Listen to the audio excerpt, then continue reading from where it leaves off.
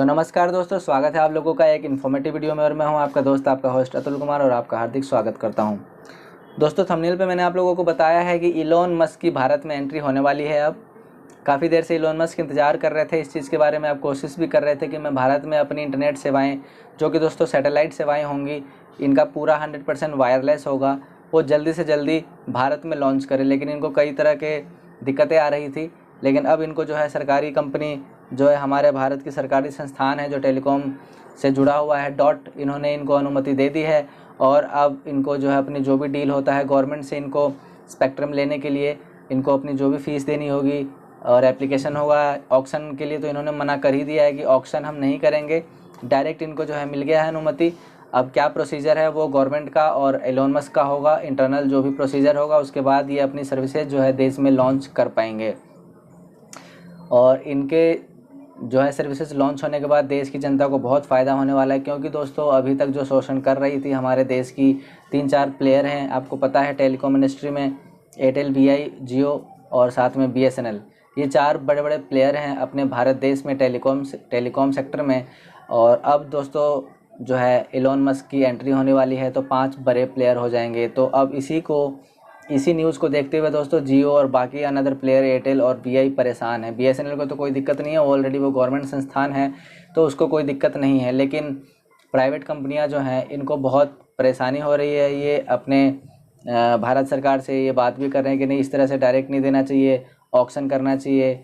जैसे नीलामी आप कह सकते हो, नीलामी होती है, बोली लगती है कि जिसकी बोली जो है ज़्यादा रहेगी या कम रहती है, जो भी होता है उसमें कि दोस्तों जो कोई चीज़ परचेज़ करने के लिए बोली ऊंची लगानी पड़ती है। तो जो ऊंची बोली लगाएगा उसको ये सर्विसेज और ये नई नई जो टेक्नोलॉजी होता है उसको मिल जाता है। तो लेकिन इसके लिए गवर्नमेंट ने मना कर दिया है, भारत सरकार ने। उन्होंने कहा है कि नहीं, हम इस चीज़ को मना नहीं कर सकते हैं। क्योंकि दोस्तों विदेश नीति के अंदर में जो है कोई भी कंपनी आ करके आप अपनी जो है सर्विसेज को आपके यहाँ पर लॉन्च कर सकता है। बस जो प्रोसीजर है उस प्रोसीजर को फॉलो करना पड़ता है। तो वो फॉलो कर रहे हैं एलोन मस्क, और इनकी सैटेलाइट इंटरनेट सेवाएं जल्द से जल्द भारत में लॉन्च होने वाली है। तो आइए इसके बारे में थोड़ा मैं विस्तार में आपको डिटेल में बताता हूँ। मैंने यहाँ पर दोस्तों इस न्यूज़ की स्क्रीनशॉट वगैरह लिया हुआ है, तो मैं आपको बता देता हूँ। पूरी डिटेल में आपको बताता हूँ कि इलोन मस्क की कंपनी स्टारलिंक जो है भारत में जल्द ही अपनी सैटेलाइट इंटरनेट सेवाएं लॉन्च करने वाली है। हाल ही में भारत के दूर संचार विभाग यानी कि डॉट ने स्टारलिंक को लाइसेंस के लिए सैद्धांतिक अनुमति दे दी है।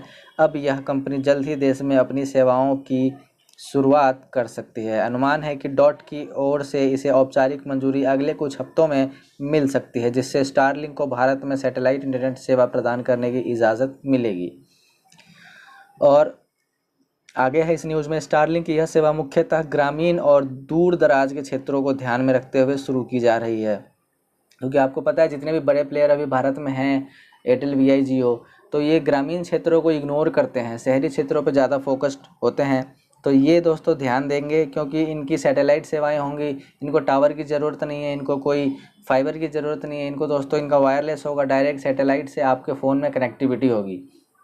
तो आज तक ये अभी सर्विसेज और ये टेक्नोलॉजी भारत में यूज़ नहीं हो रही थी। हालांकि सरकारी संस्थाएं, बड़े बड़े बैंक और कई बड़े बड़े बिजनेसमैन सैटेलाइट फ़ोन यूज़ करते थे, लेकिन अभी तक ये सेवाएं पूरे ज़मीन पर दोस्तों आम जनता के लिए जो है सुचारू रूप से ये सर्विसेज कह सकते हैं कि चलन में नहीं था। लेकिन अब इलोन मस्क के स्टारलिंक कंपनी आने के बाद ये आम जनता इसको यूज़ कर सकेगी। हालांकि इसके लिए आपको हो सकता है अलग डिवाइस, नया फ़ोन परचेज़ करना पड़े, या फिर इसी फ़ोन में सपोर्ट करे, या वो सिम लॉन्च करेंगे, या फिर वो कोई डिवाइस ऐसा लॉन्च करेंगे जिससे आपके फ़ोन में कनेक्टिविटी हो जाए।